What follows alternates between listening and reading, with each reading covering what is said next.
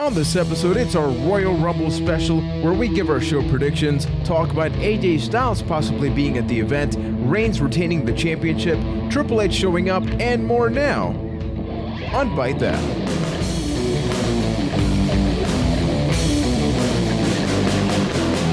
Hey gang, what's going on? You're listening to episode 126 of Byte That's weekly wrestling podcast, the place where we break down the WWE, its news, and what's happening inside of their squared circle. So thanks for tuning in and checking out the show. Remember, we are available every single Tuesday night on iTunes, Stitcher, TuneIn Radio, ByteThat.com. And for this and tons more, including I will never forget Ryan singing Tyler Breeze's theme, head on over to our YouTube channel, youtube.com/ByteThatCast. My name is Juan Velas. I am from San Juan, Puerto Rico. And for our Royal Rumble prediction special, I have a special panel. Just the same people as always, but it's super special tonight. So Keith Poshek from Winnipeg, Manitoba, and Ryan McNulty from Boston, Massachusetts, guys. Hi. I feel special. Hi, Juan. I feel special tonight. You do? Royal Why? Rumble's on the horizon. It's a time to get excited. The Royal Rumble's, now that the Elimination Chamber's like half gone, I guess by default, the Royal Rumble's my favorite match of the year. So it's exciting times in wrestling. It used to be my favorite. Yeah. But the past 2 years, I get hopeful. Even though I get hurt every year now, I get hopeful. I love the Rumble. the match itself is still always fun. So it's exciting. Used to be my favorite pay-per-view. Now I'm just jaded and don't know what to do with myself anymore. But I'm going to get excited regardless. Yeah, now, of course, we are going to dedicate almost all of this podcast to the Rumble. We want to start off with tradition quickly. We're going to break down some specific things that happen on Raw, and then everything else regarding the Wyatt family, Roman Reigns, that will go into the Rumble talk. So, guys, it was the go-home show to the Rumble. You, Ryan, said that the past couple of Raws have been okay, right? Like nothing amazing or something, but they haven't been horrible. Did you get that knowing that this was a go-home show? I think this was definitely a weak spot, probably the worst Raw of the year. And I don't mean that as like a hyperbole. It's just that there was actually some pretty good ones. At the end of the year, they were kind of on a streak of good episodes aside from that Slammy episode, as I mentioned before. And this year, I thought things started off pretty good. This go-home show, I just thought it was a little weak. You know, I feel like it fell flat in a lot of points, but there was definitely some good takeaways from it as well. Mm-hmm. Raw this week wasn't bad, but it also wasn't good. It was very middle of the road. I guess like some cool things happened. I have a bone to pick with that Vince McMahon segment quick, how they did the exact same thing in reverse in 1998, almost the exact same segment, just replace Shane McMahon with Stephanie McMahon and the whole Stone Cold Steve Austin drawing #1. It was the exact same segment, and I thought that was really bad. But other than that, Raw was all right. They opened the balls correctly. Yeah, Vince McMahon got it on his first shot back then, so I guess that by default makes it a better segment. Do you guys think that was part of it, just for the sake of making fun of him? Because that had to be awkward. You had one job, Vince. That whole segment was awkward. It really didn't help. I feel like if he couldn't open it, he would have hammed it up more. Like if it was meant to be like that. Yeah. Yeah, I guess. I do agree. I think that it was a decent show for a go home. There are a couple of things I want to talk about Roman Reigns, but I'll save that for what happened after. But I want to quickly switch to a topic. The past couple of weeks, we had this Byte That curse, right? Where each one of us said something messed up. Be it Kurt Ass or Chatting Gable. In my case, I mentioned last week that Ric Flair was going to live vicariously through his daughter's wrestling career, because the B and the V, it gets a little close in there. Well, but don't forget that it's so cariously, not curiously, but we're not going to get all technical. Yeah, exactly. Close enough. The fact of the matter is that if you did tune into this Raw, easily the most developed storyline that they have going on right now has to be Charlotte and Becky Lynch. This is easily my favorite storyline because... I'm sorry, did you just say the best? Yeah. Oh, girl. Why? We remember the same thing I've been saying for weeks. Come on, even this week. Okay, not this. What does it take for you to like this storyline? I don't know. This just isn't clicking with me. Even like during this week's segment, the way I saw it was, oh, hey, look, it boiled down to Becky Lynch cutting a promo against Ric Flair while Charlotte's just kind of in the background. Pretty much the exact same thing I've been saying for weeks now. It doesn't click with me. It's Ric Flair is it is more Becky Lynch versus Ric Flair than Becky Lynch versus Charlotte. Charlotte is just the one that wrestles the match. That's kind of part of the story being told is it's pretty clear Charlotte's reliance on Ric Flair, and even that is being told in this story. But it doesn't. I don't know. For whatever reason in my head, it doesn't make Charlotte credible. It doesn't make her good. It's not us. It's him. Don't worry. Yeah, this is a great story. Yeah, Keith, you're entitled to your opinion, but your opinion is flat out wrong. It is wrong, sir. Y'all are wrong. Yeah, we'll get to the predictions game after. I wonder who Keith is going to pick. Now, this is the thing that legitimately got me upset. So I think we can agree on this topic. If not, then Keith, you and I, we're going to have to get a divorce or something. But Tyler Breeze, I posted a video talking about his career and whether it had failed in the main roster or not. And sadly, a lot of people did agree because of his size, because of the character, so many things. He started off hot with Dolph Ziggler and all that, then got pushed to nothing. And in this Raw, he was the bad guy that just took all the beating without being important whatsoever. And it didn't help that huge botch happened where they tried to go for that world's strongest slam. Yeah. I don't think that was on Tyler, though. I think that was all Mark Henry. Yeah, I mean, or Titus. Obviously he didn't mean it. Things happen. Mark tried to catch him, and it's just a botch. I mean, that's a spot you don't normally see, so could very easily get messed up.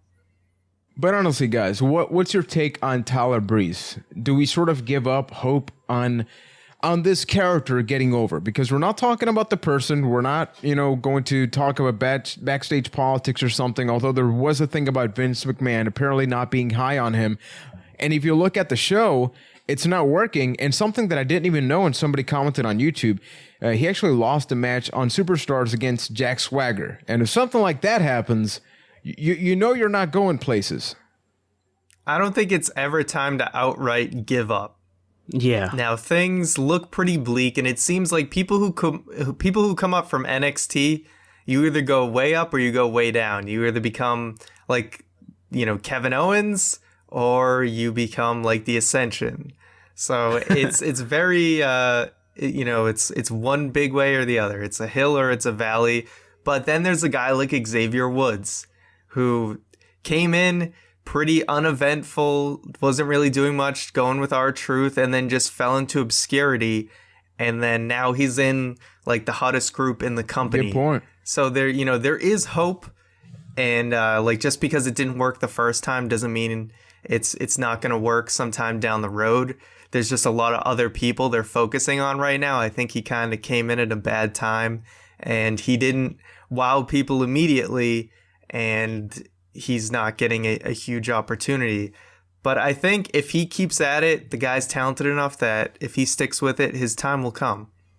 Exactly. You should never give up, just flat out give up hope, because I would consider this to be the biggest negative of NXT, where even though it's the developmental, it is leagues above the WWE product, right? So somebody that is a main eventer on NXT looks way better there than they ever have a hope in hell of doing in the WWE. So you're almost, even though you're moving up, you're moving down at the exact same time. And being a heel, debuting on the main roster seems like the long road traveled, where heels lose more than faces, right? So you're going to lose more matches, and being the new guy, you're going to be the one that takes the pins for the most part, right? So it's almost like a double negative for somebody debuting. Like, look at, I guess Kevin Owens would be the exception to this rule, but look at somebody like Bo Dallas. It's the exact same thing. Well, because not even. And sorry to cut you off there, but Kevin Owens won his first match, but the rest of the feud he kept losing, and look where he is now. Yes, he's actually doing really good. But he's still Kevin Owens. He's survived. Kevin he's the Owens only was really put one that, in such such an advantage over most of these other NXT guys. Who else gets to debut in a feud against Cena? I mean, if you count the John Cena US Even if Open you Challenge. lose to Cena, if you're in like a 3-match program with Cena from coming from nothing, you're immediately relevant.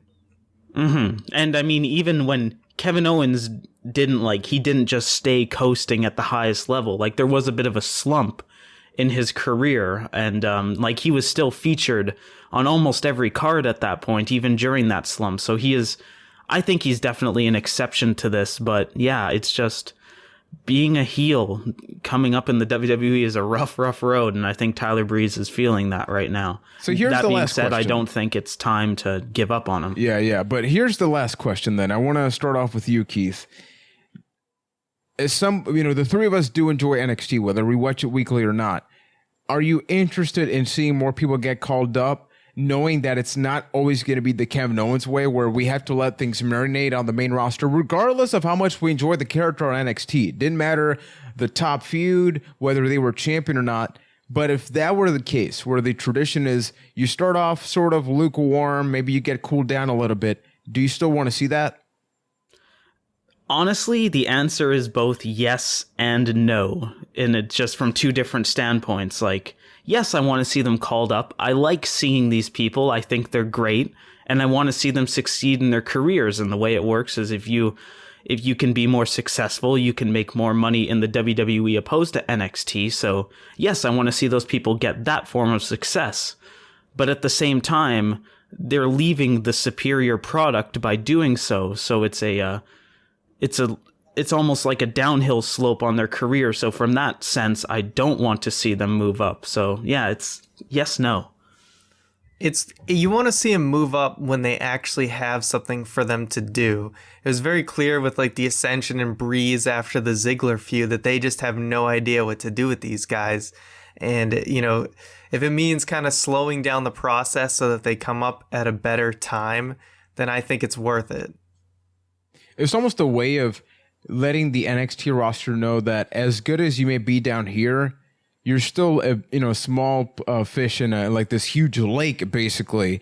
And a lot of the fans, at the end of the day, don't consume the product. Now, NXT is going to be going on tour way more this year, so hopefully it comes to a point where, regardless of where they put these guys on the main roster, NXT has gotten into a lot more homes or shows, so people will by default react a little bit more. And now, Ryan, I do want to bring this up now. You talked about Xavier Woods. Something happened last week, very unfortunate. Many people cried. And this week we got to see the tribute to a beautiful trombone that is no longer part of the New Day, the honorary fourth member. Did you guys enjoy that little tribute? It was very nice. It was very respectful. It was in a very nice ceremony. I can't talk today for whatever reason. I miss you, Francesca. But, my heart is in the right place.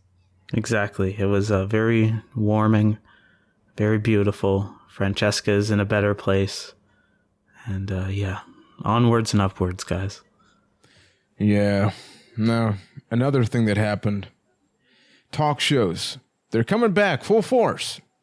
First, we had a little while where we weren't getting missed TVs, we weren't getting much highlight reels, but now it seems like it's all over the place. We had at one point Carlitos Cabana. It was always you had the one show, right?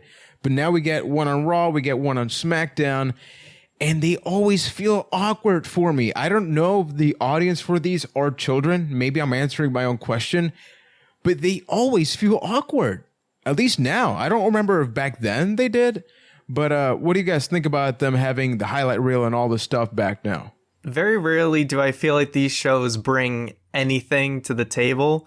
And I was reading a review on Cage Side Seats of Raw. I usually read their recap just to kind of get a different take other than our own about Raw. And they just made the excellent point that at the opening segment of Raw was a bunch of people talking about being on a talk show that they're going to be on later. Yeah. And like most of them are there already. Aside So from yeah, Brock just Lesnar, talk. it's like we're all gonna sit here and Yeah, talk. why about not just bring down the Geritron and then call that We're the all highlight here right reel? now. Why are we talking about being on a talk show later? What's the difference? There's a like, TV Brock, come on screen and a down. rug. You know. And Jericho was using the Miz TV microphone during that. It was what the the hell? upside down MW thing. I don't, just all of that felt weird because we basically got 2 highlight reels, and the first part, and this is where I got to talk about the Roman Reigns thing because there's no way we can't bring it up now. Do you guys like Roman Reigns? I'm not talking about as a face or a heel, but just his personality on Raw progressively. It's the cool guy that would be at a party, but there's something about him that you just don't like, so you avoid talking to him. And I got that vibe while we had that on Raw with Jericho, talking about, oh, who won last year's Royal Rumble? Oh, that was me. And then this awkward smile proceeded to happen. You just kind of sit there and you're just waiting to get through the segment and hope that it's not. You hope it's as unawkward as possible, but it always just feels off. And I give Reigns credit; he's trying to get better and everything. And there's parts of Roman Reigns that I do like, but I think his promo stuff, we all just want him to be something else, and they in WWE wants him to be this other thing. And I think there's just a huge disconnect with the way he's being treated. And we've talked about this a billion times. And I really don't like their stubbornness of just having to open up with Roman Reigns being involved in the opening promo every single week. Exactly. Roman Reigns shouldn't smile. He shouldn't crack jokes. He should just be serious Roman that comes there, takes names, kicks arse, and then goes home. Basically, they should aim for, like, serious John Cena, all jokes aside, where, like, serious Cena is the good Cena, and they could do something really good with that with Roman, just give it that whole Roman Reigns flair to it. Yeah, and the thing, and I'm glad you brought John Cena up. There was a thread on Squared Circle. I can't talk today either, apparently. But there was a thread on Squared Circle where they posted a GIF of John Cena, dueling chairs with Sabu, all this crazy stuff, and just Cena's seriousness at the end of that GIF or GIF.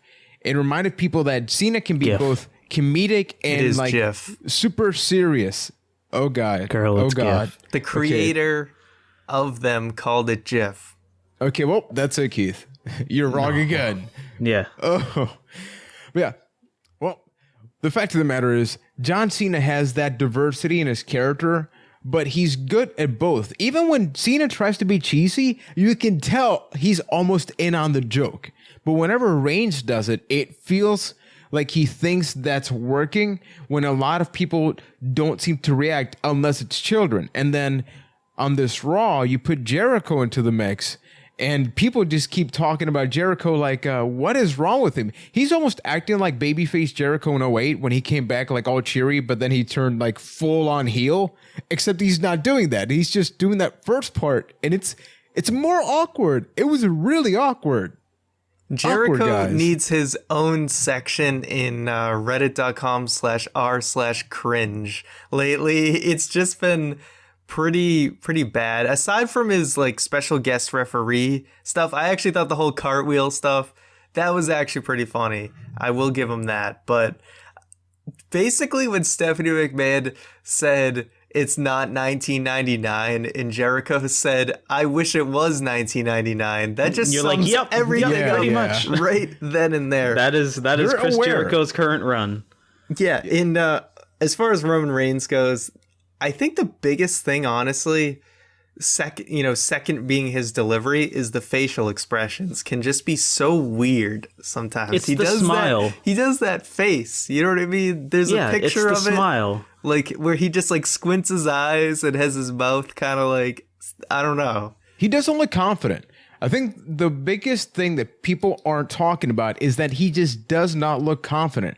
Even John Cena, day one, ruthless aggression Cena. Maybe it wasn't the greatest match with Kurt Angle back then when he debuted, but that face, you were like, I don't know who this guy is, but he wants to become a wrestler. And Roman Reigns had that.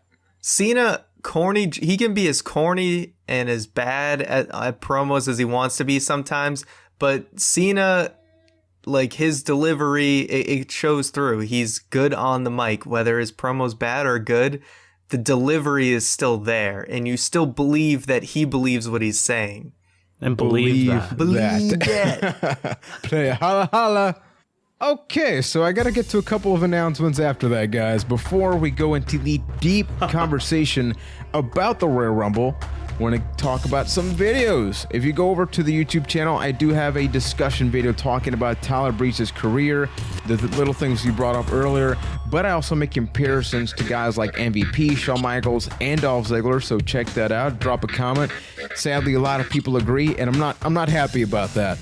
And this Thursday, we have the wrestling gaming goodness continuing. Keith and I will be playing a little bit of Def Jam Vendetta. That game was part of our top 10 wrestling video games countdown. Controversial pick. A lot of people battled us on that. But Keith, you love that game.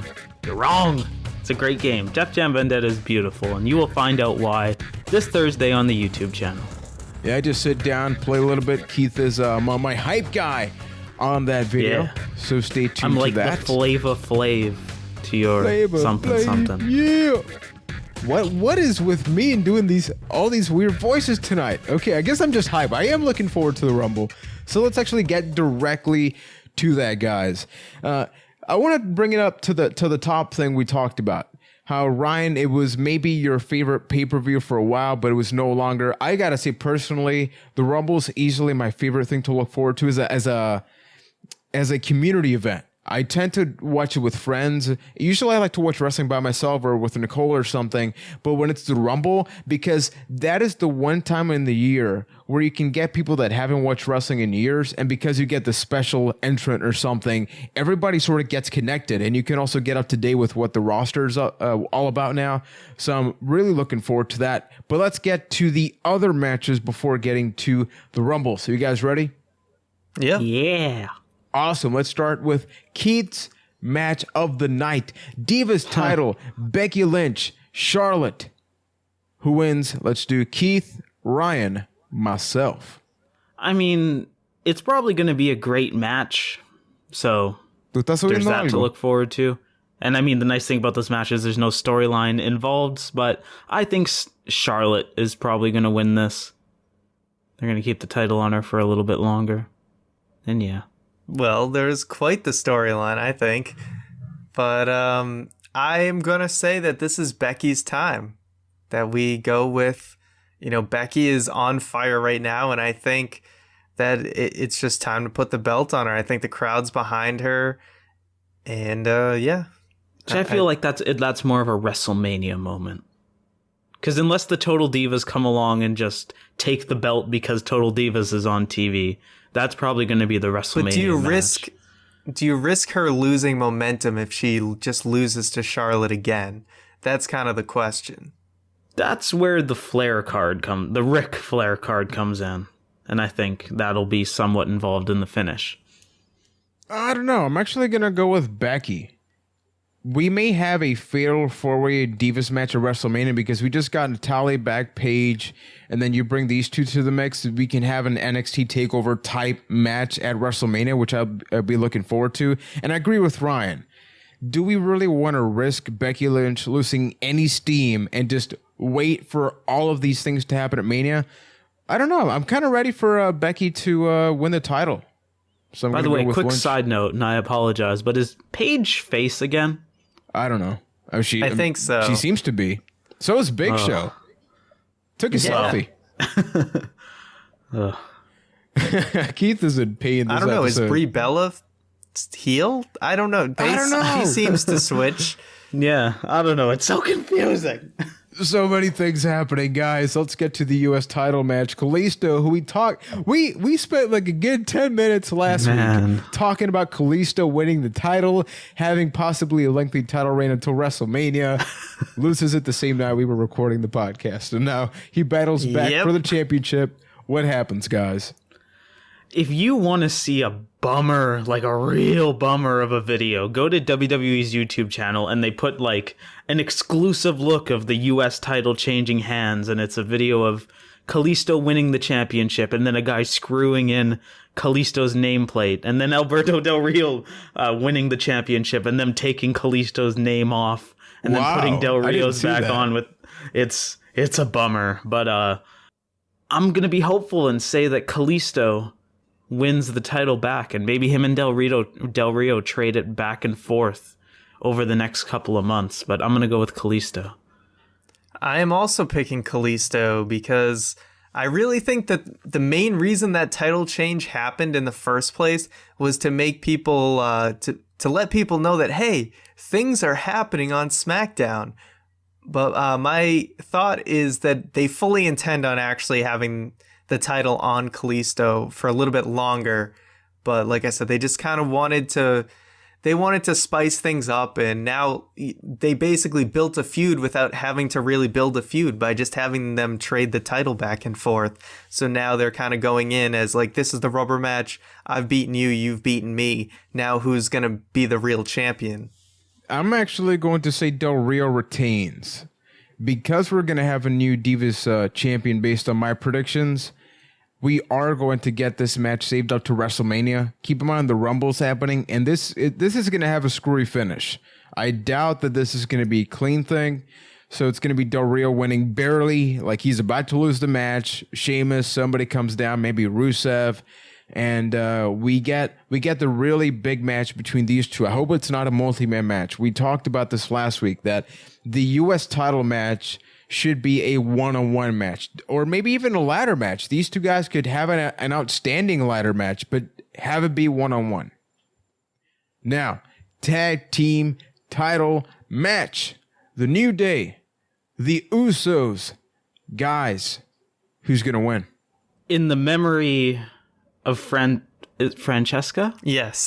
In the memory of Francesca, I will say that the New Day overcomes You cared hate. so much. Exactly. I'm sorry. I was going to say Francesca, but I'm like, this sounds wrong as it's coming out of my mouth. But yes, the New Day will overcome the negativity that the Usos bring by using the power of positivity to retain their tag team championships.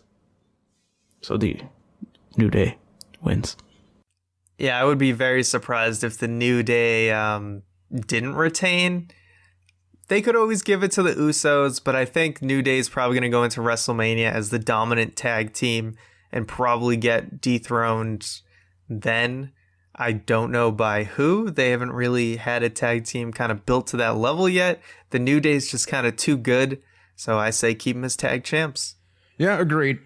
We may have, I guess, a special team battle them at WrestleMania, or maybe the Dudley Boys again. You never know. But I doubt it's the Usos' time here. Maybe sometime after WrestleMania. I think this is going to be a clean win. The New Day could use a clean win despite the fact that they're the bad guys, just to avoid losing any more steam and looking really strong all the way to the pay-per-view in between Mania and then eventually WrestleMania. Now, people, Intercontinental Championship last man standing match. The champion, Dean Ambrose. The challenger, Kevin Owens. The speaker, Keith Poshik. I think this is going to be a real fun match. It's kind of weird because this is basically the equivalent of the WWE World Heavyweight Championship match. Yeah, it's getting that for the title Rumble match spot. Yeah, and yeah, I think it's going to be a great match. I think Dean Ambrose is going to retain his championship and kind of it's going to be a way to continue this whole Kevin Owens slowly going crazy storyline. And yeah, I think it's going to be a good match.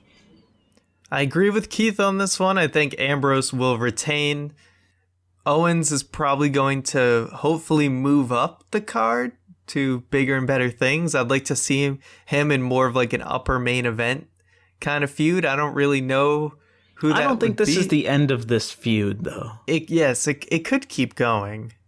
At least till the next pay-per-view. I want to see. I don't want it to end. I wouldn't mind it if it kept going. So that is also a possibility. As of right now, though, I think Ambrose is going to get in another. It's good if he gets in a title defense. Yeah, this could be the match of the night easily, and why I love that the title is being defended in the Rumble match, because the spotlight that this is now getting is way higher, and it's great. We have two personal feuds, the Divas title and this one. I don't know who's going to win, honestly, because the Rumble, despite the fact who comes out as champion, could have a lot of implications as to what's going to happen at Mania. And part of me thinks that Kevin Owens should not win. But I see him winning.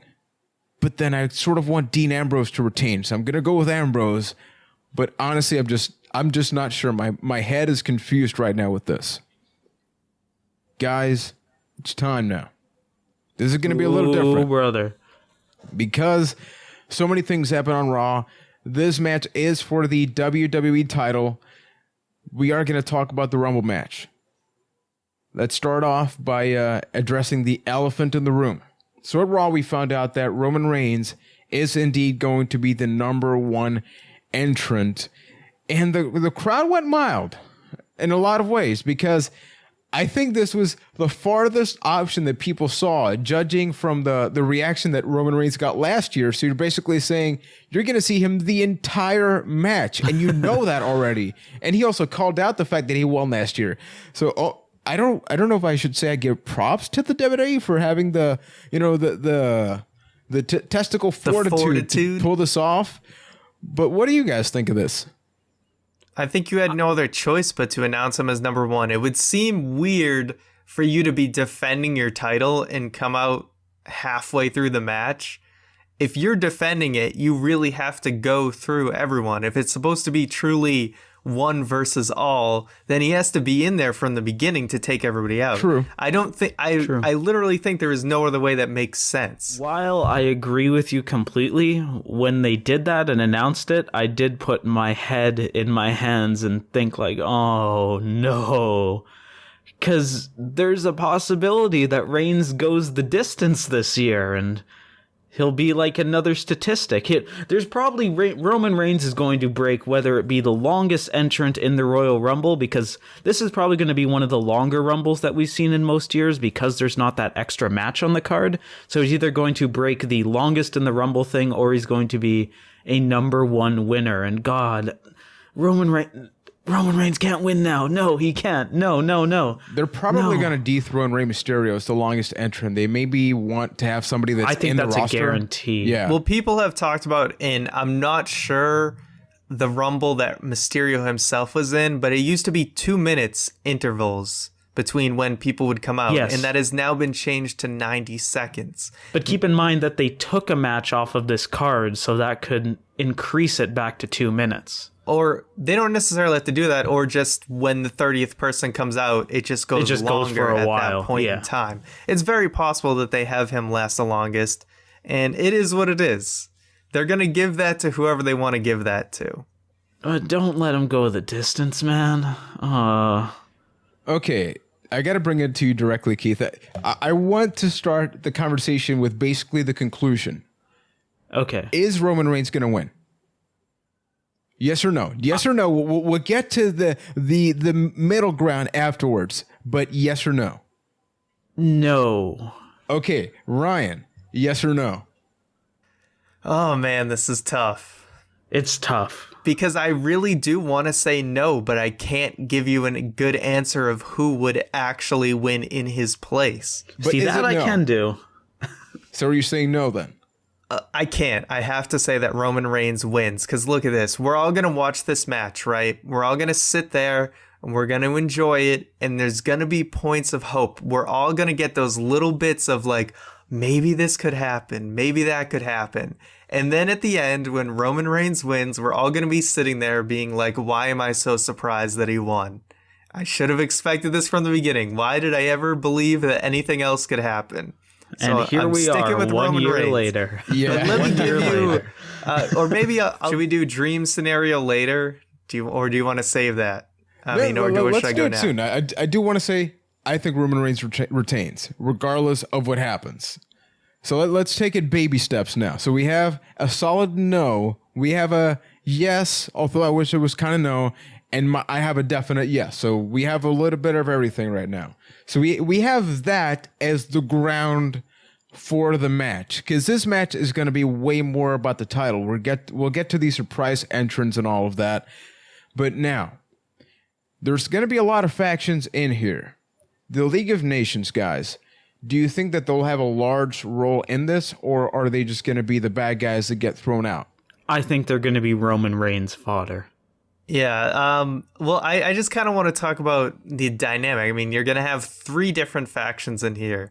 So you get the League of Nations, you get the Wyatt family, the Social Outcasts. We know the Social Outcasts are just They're Royal Rumble fodder. Yeah, they are there to just be eliminated by whoever. Maybe they start arguing, eliminating each other. Big Show eliminates all of them at once. That's very possible.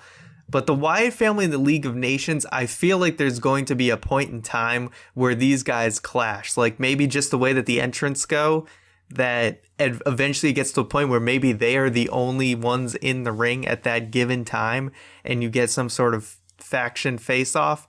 But one of these teams, most likely the Wyatt family, I feel like is going to run the table for a little while. Absolutely. It seems like there's going to be a point in time where the Wyatt family are the only ones in the ring because they're just tossing people out. That's and with I think Roman that'd be a Reigns. cool scenario. Is that possible? Or is Roman... I mean, there's gonna have to be with Roman Reigns kind of there. I guess you might have to have a few other people in the mix, like because people are gonna be kind of like dead in the corner for a little while. That always happens, and you almost forget they're still in the match.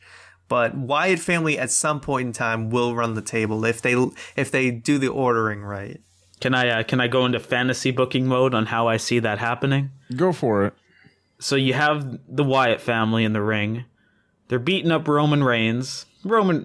People keep coming in and the Wyatt family just takes them out, goes back to Roman Reigns. Then all of a sudden you hear the of Brock Lesnar's music. And then he just destroys the Wyatt family. I just really wanted to make that sound. What about you, Ryan? You mentioned earlier a little bit of fantasy warfare happening in the Rumble. Where do you see this going? Or where would you like to see it go? Well, my idea for, my dream scenario, I guess, would be that Triple H is not actually in the Rumble. Yep. In that he will just come out and eliminate Roman Reigns at some point in time. But you said Reigns is gonna win. I said this is dream scenario. Oh, okay. So this is not what I expect to happen. This is something I would like to happen. And I was just talking about the Wyatt family, but I would like to see Triple H basically eliminate Reigns, and they just go off into the sunset and they just do their feud without the title. And you have Bray Wyatt, just the Wyatt family. They closed out Raw dominant. Usually that is a curse. If you close out the show, the go home Raw looking strong, it means you are screwed for the pay-per-view. But I would actually like to see them follow through, and the Wyatt family just dominates.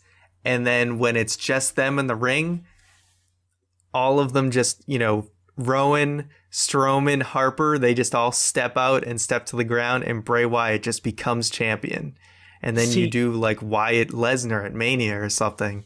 I think your dream scenario is probably that's how I see the Rumble going. I don't think it's a coincidence that Triple H hasn't been on Raw in weeks. I don't think he's going to be in the Rumble, but I think he is going to be directly related to Roman Reigns being eliminated, causing him to lose the Rumble match.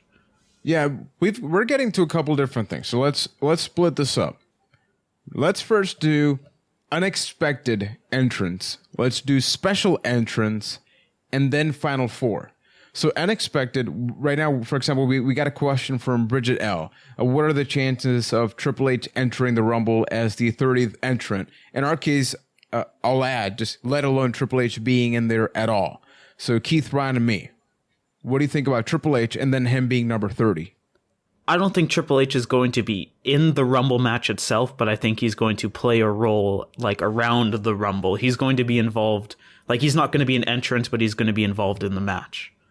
Yeah, I'm kind of I want him to not be an entrant, but it would not surprise me in the least if he was an entrant or about number 30. Number 30 seems like the most likely position he would come out at if he's going to be in it. I don't want him to be in it, but it wouldn't surprise me at all. So I'm going to lean towards him actually being in it. My heart says no, but my brain says yes.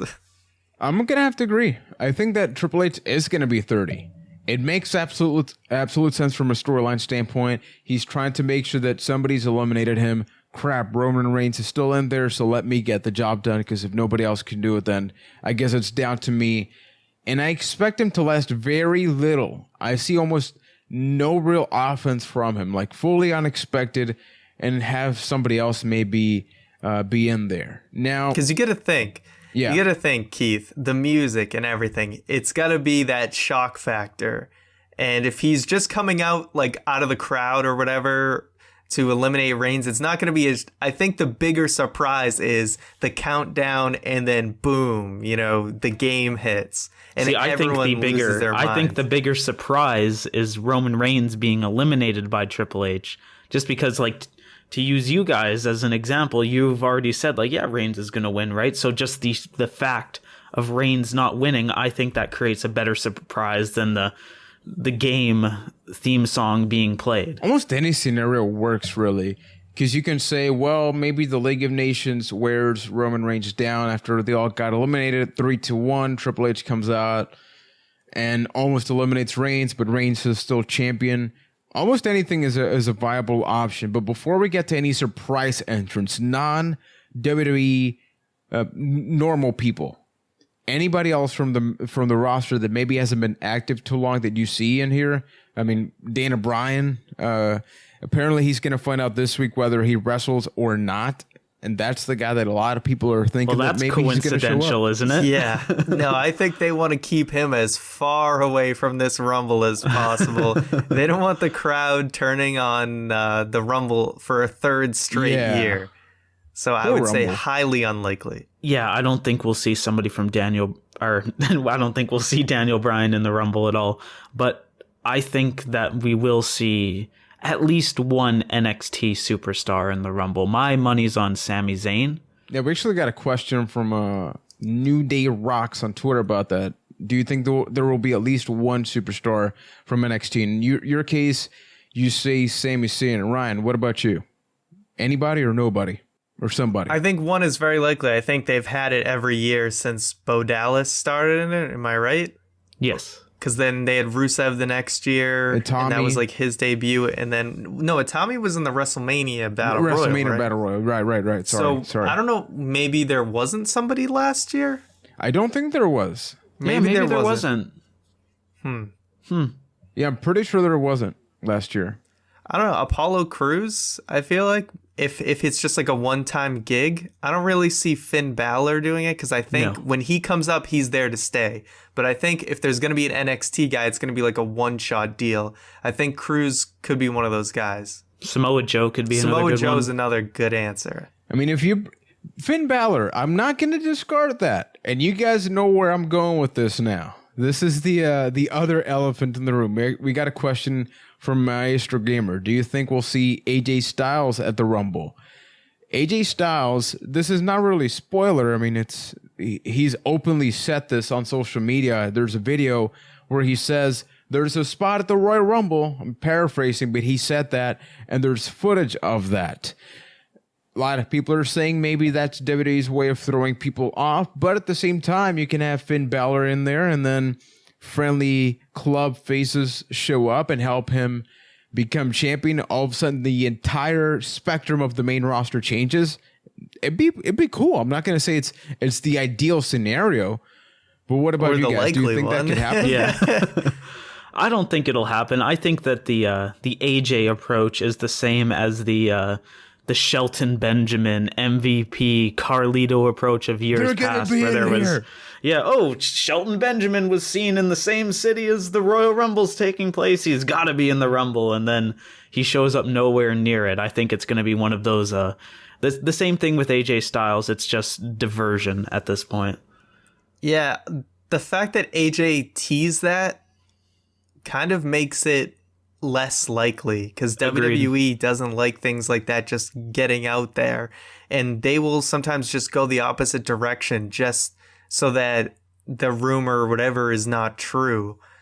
That being said, I mean, Stephanie did say, oh, you might see people who have never, the WWE universe has never seen before, like basically nodding to the whole AJ Styles thing. So it's still likely, but I feel like it's a little bit less likely just from that tease. But he's not going to win.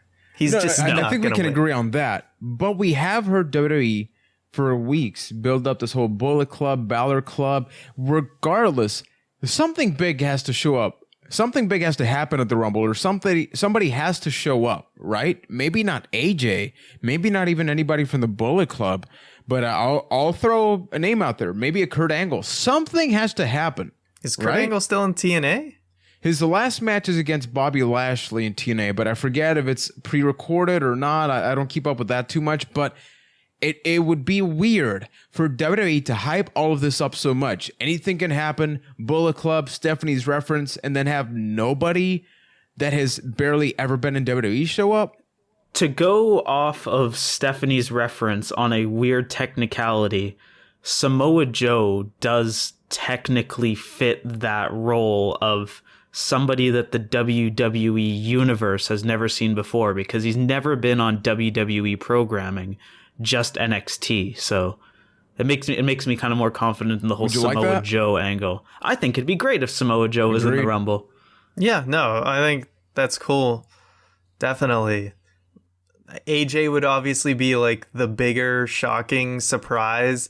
And the people who would really mark out for Samoa Joe being in the Rumble are the people who watch NXT anyway. I mean, let's be real. At this point, the same people that would mark out for Samoa Joe would mark out for AJ Styles, and vice versa. It would be right? a bigger moment for AJ, obviously, because most of us are aware of Joe being, in NXT. Like I said, there's nobody who's going to be in the crowd who's shocked to see Joe and didn't know he was in NXT. Yeah, still a cool moment, true. regardless. Okay, next up. So Roman Reigns has to, by default, be the person that lasts the longest, right? There's no scenario where he's somehow eliminated halfway through. Yes, there's no way that he is all. not. I mean, there could be a scenario where the number 2 guy lasts just as long, and then Reigns gets eliminated. There's 5 more minutes of blah, and then that guy lasts the longest. Interesting. It's unlikely. Roman Reigns is probably going to be this year's Iron Man. I feel very confident. I'm just saying it's not impossible. They need to keep. They just keep giving Reigns Royal Rumble related things. First, the most eliminations, then a win. So they got to give him something this year. Yeah, he'll last the longest. I don't believe he's actually going to break the record though. So who's going to be the final 4 then? We have Roman Reigns in there. That's all but a lock, right? Maybe Bray Wyatt is the definite second option. I'm going to go with Reigns, Lesnar, Jericho, and Wyatt. But the Wyatt one I would also replace for ex-NXT guy that shows up. I am going to go with Reigns, Wyatt, Lesnar, and Triple H. Oof. Okay. Similar. Not too many options here, but I'm going to go with Triple H, Brock Lesnar, Roman Reigns, and Mystery Guy. Whoever it is, whether it be AJ, even Finn Balor, that person is going to be there. So a surprise entrant. An entrant we don't know about.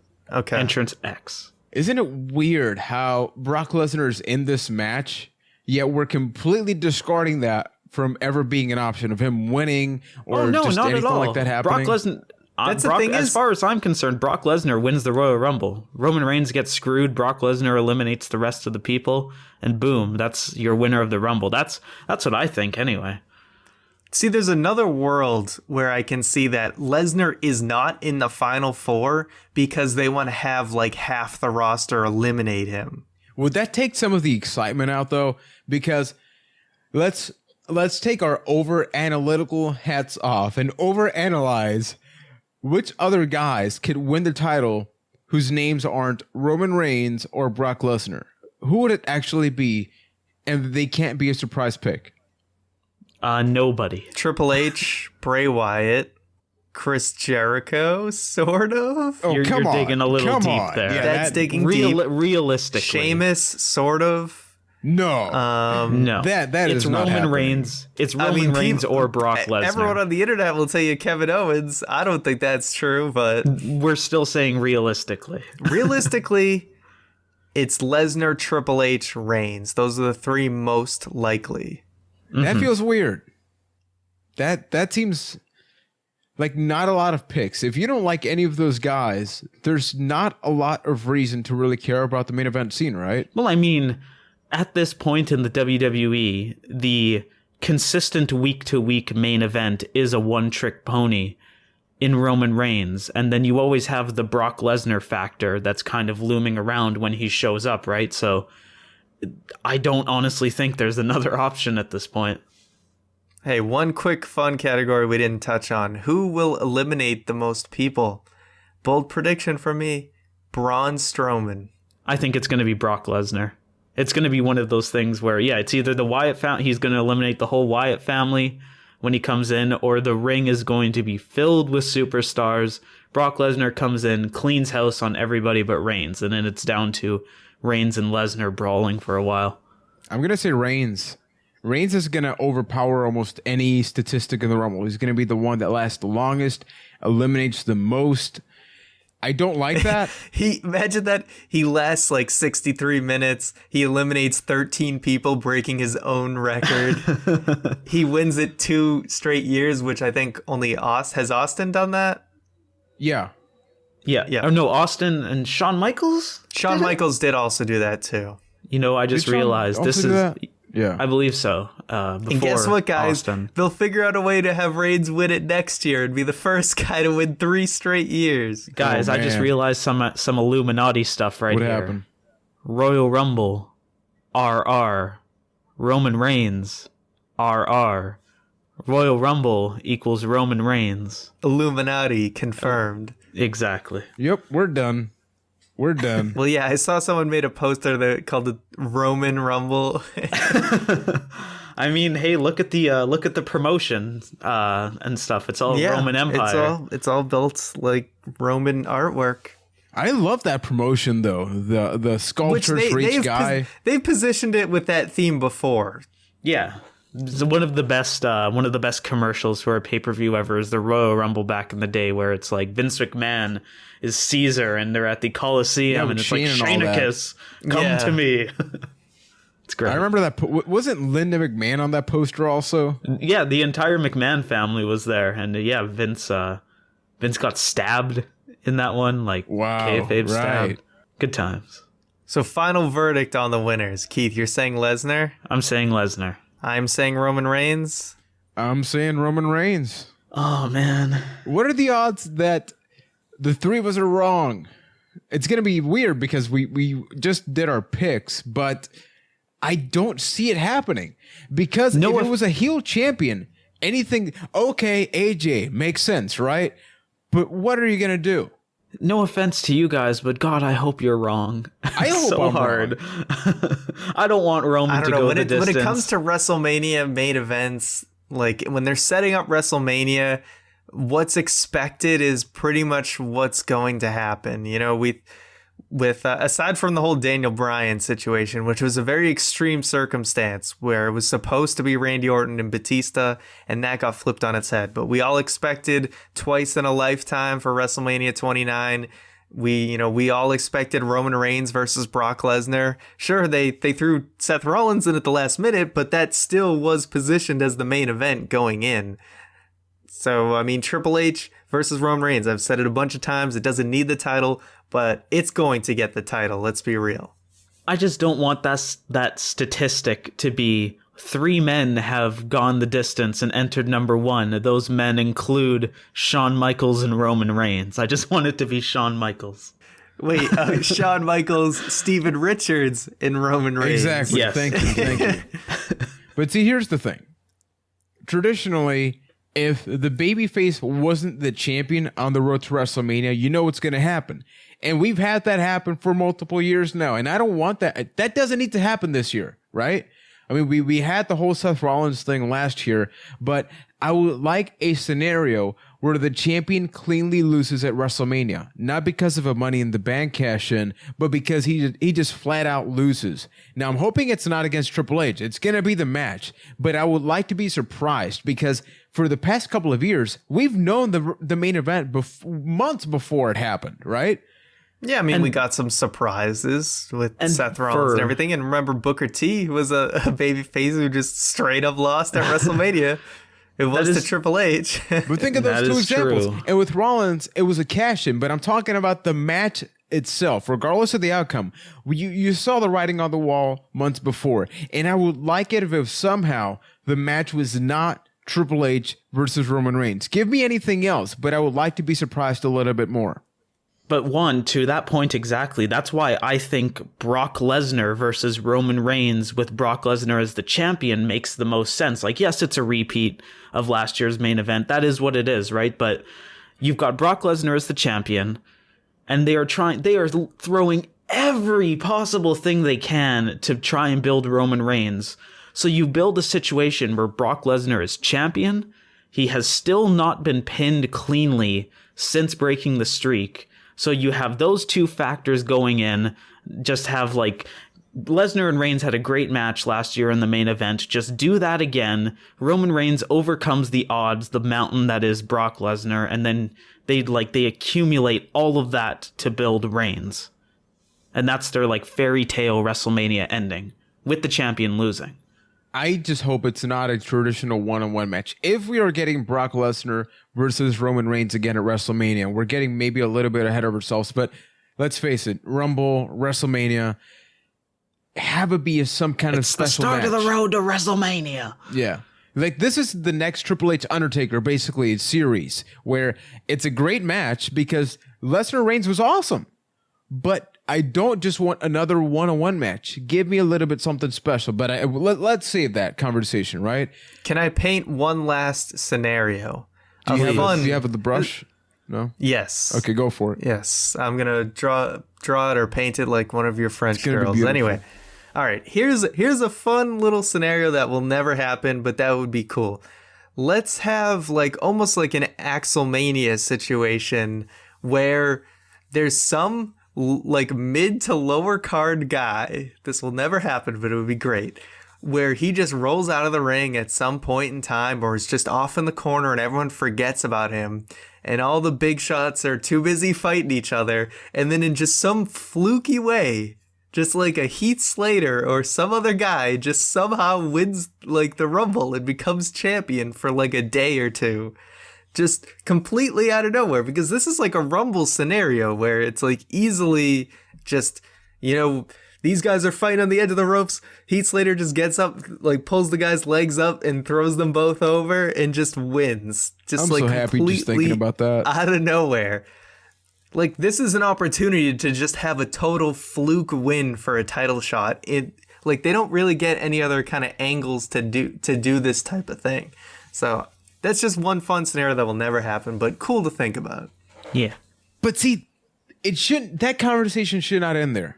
Why? Because this may be the one and only time the title is on the line at the Rumble without the title being vacated, right? In one night, you could change the entire product, even if it's temporarily. And I don't like that the scenario we have are either Triple H, Brock Lesnar, or Roman Reigns. So despite in a world of unlimited possibilities in WWE, it's still going to be the most expected one. Despite the fact that all of it could change. If we weren't in the middle of building the Roman Reigns show, I think it would be more possible. But all of their chips are on the table at this point in the Roman Reigns thing. They have gone all in with Reigns at this point, so they need that bet to cash out in a positive manner. I'm telling you, if I was 10 years old, this would be the greatest match of all time for me, because I remember it was right around when I first started watching wrestling was when the Armageddon Hell in a Cell happened. And I was a little kid and hated Kurt Angle at the time because he was a bad guy. Yeah, and that was a great match. I didn't get to watch the pay-per-views. I just had to ask my friend the next day what happened. And I just remember sitting there, waiting for the bus, being like, man, It was like a 6-man Hell in a Cell. Any of those other 5 guys could be champion. It could be The Rock, it could be Austin, it could be Undertaker, even Rikishi. Like someone besides Kurt Angle had to have won that match. And I just couldn't believe that somehow Kurt Angle retained, even though I'm sure at the time it was probably more or less expected, or at least, he was a heavy favorite to just retain or something like that. So, for someone who's 10 years old, they must be thinking, man, anyone can be champion. Everyone's getting a title shot. Curtis. The truth is, it's really going to come down to most likely 3, maybe 4 to 5 people. And that's the Rumble. So, guys, how's your hype level? Give from a 1 to 10. Give me your excitement level for the Royal Rumble match itself. For the match itself, I would put myself at 8.5, but I'm ready to be burned. I'm ready to be in the middle of that firestorm that we were all in the night after the Royal Rumble last year, where hashtag WWE Network cancellation is trending worldwide on Twitter. If Roman Reigns wins, I'm ready for that. I'm expecting it this time. I don't want it to happen, but I can see it being. Prepared. It's a very possible future. So I'm almost afraid to put it any higher than an 8.5 hype level. I'm sporting a solid 7.5 on this one. I think I've heard that about you. That's for Byte That After Dark. But anyway, I like to word things ambiguously. Okay, hashtag real talk. 7.5 because A, we've been burned, as Keith mentioned. B, it's during the freaking NFC Championship. Hopefully that game ends by the time the actual Rumble match happens. I'm working out the logistics of how we can watch both. Obviously, my main focus is going to be on the Rumble match itself and the pay-per-view. But yeah, being burned, having it still be kind of expected who's going to win. And yeah, during NFL football, NFL, WWE, let's work this out next year so that we don't have this situation, because it makes me sad. Very sad.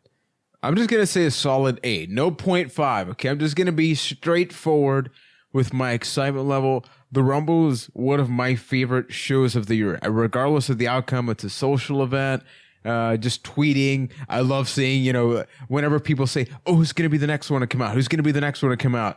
I know people do betting games, drinking games with the Rumble. It's a fun experience, once again, regardless of the outcome. So, guys, next week could be an amazing podcast, because if you think about the trajectory that we've gone through the past couple of weeks, Kalisto, champion, now all of it's different. Can you imagine the same thing happening with the Rumble? It's a possibility. Now imagine that not happening, and that's what next week's show is going to be. Let me dream. Even if everything, even if the obvious thing happens, the landscape and opinion of the WWE is going to be so drastic between now and next week. That alone is quite exciting in both a positive and negative way. Yeah. So get ready, guys. But before dropping off, we always like to bring up a couple of your questions. Many were brought up during the Rumble conversation.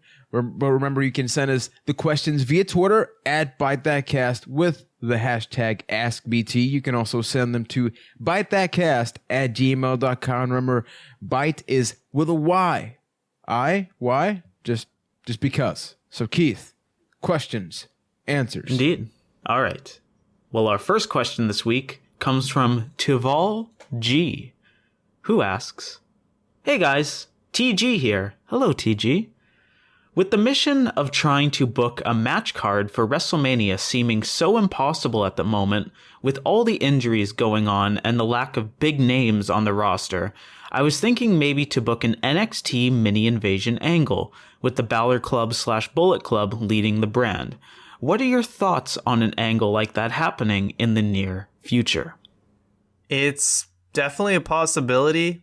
I think it's unlikely, but it would be a cool way to kind of spice up what's going on with WrestleMania. Obviously, a lot of big names off. They have to sell thousands and thousands of tickets to fill up that huge arena. So you could do something with that, do just an invasion thing where these guys are just this faction that come in kind of like the Nexus, where they're just kind of wrecking everything, and put them up against, you do some big 8-10 man tag match or something like that as just kind of one of the feature matches. I wouldn't see it going any more than just some sort of like faction feud tag match, though. Mm-hmm. The night after WrestleMania. I think that as much as we like for this to happen at the Rumble or WrestleMania, it would take away a lot of the moment for this to happen. And I want this to be not just a one-time, oh, cool, we have an invasion thing happening.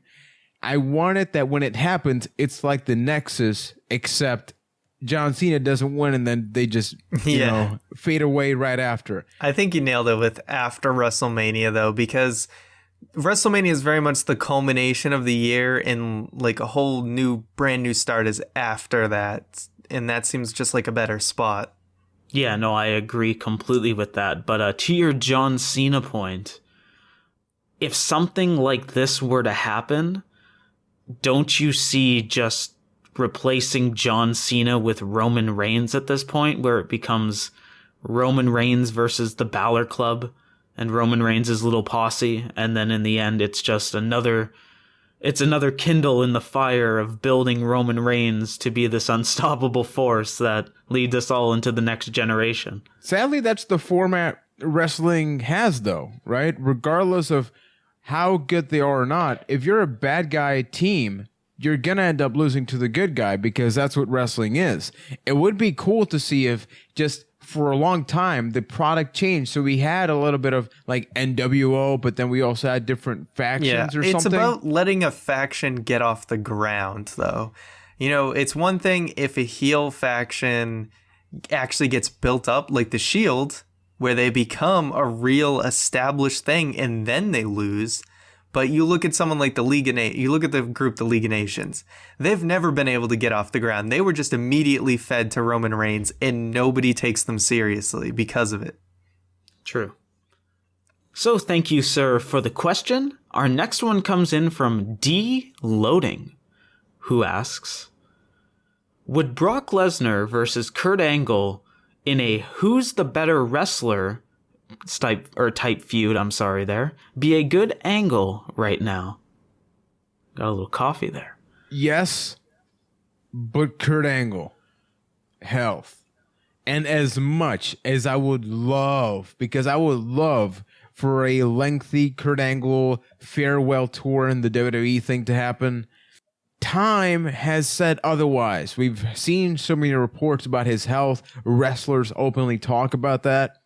And if we're ever going to have something like this, it's going to be a one-shot deal. It's not going to be an angle. It's going to be this one match, and that is it. Yeah, let me put it this way. I was worried about Kurt Angle's health in 2006. So wow. We are 10 years later. I think it's in a not good spot. And we've seen that exact angle before when they were both on SmackDown. I don't think it needs to be repeated again. If Kurt Angle comes to WWE, I want to see him face people he's never faced before. I don't want to see him retreading old feuds. Exactly.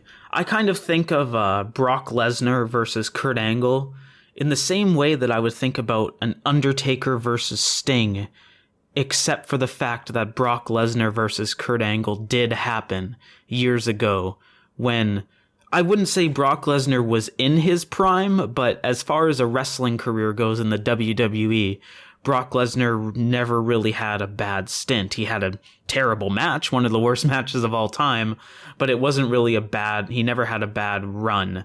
So we've seen Brock Lesnar versus Kurt Angle. If Kurt Angle were to come back, I would also like to see him face people he never faced, like if he's medically cleared, a Daniel Bryan.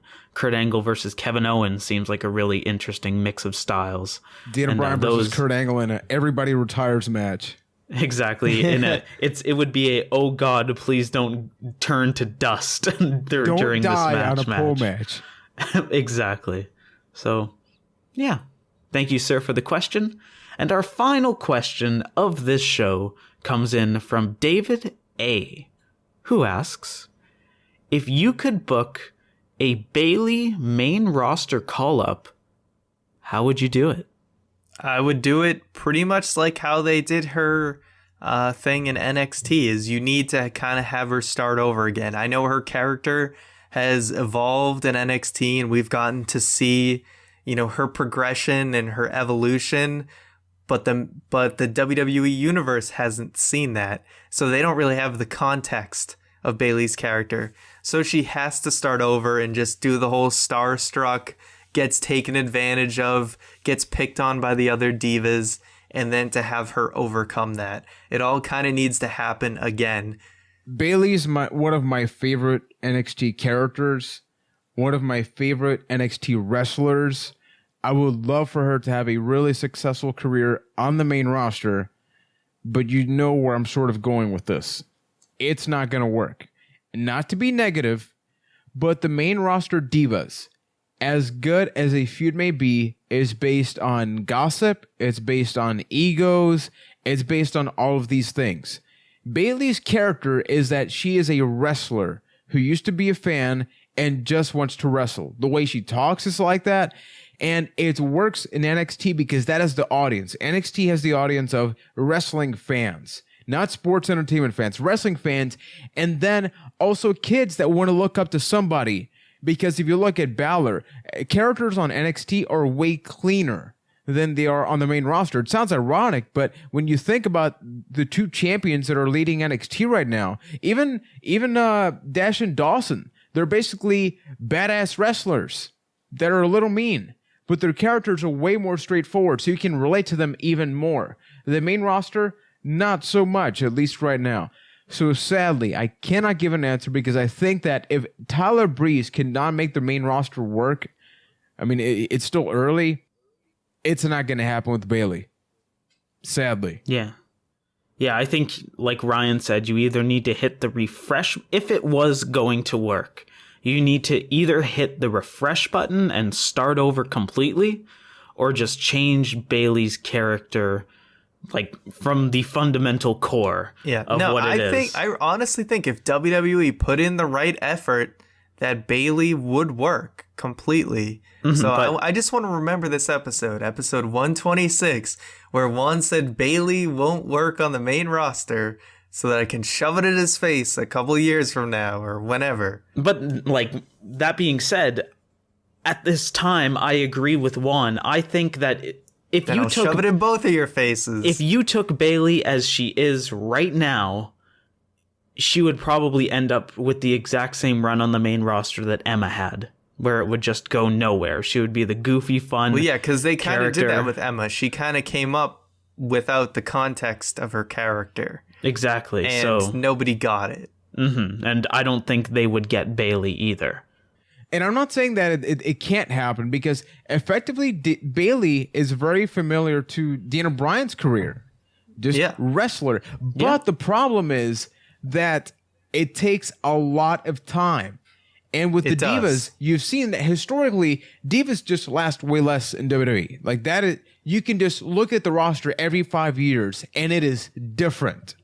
Maybe all the face and heel turns happen just because time is sped up.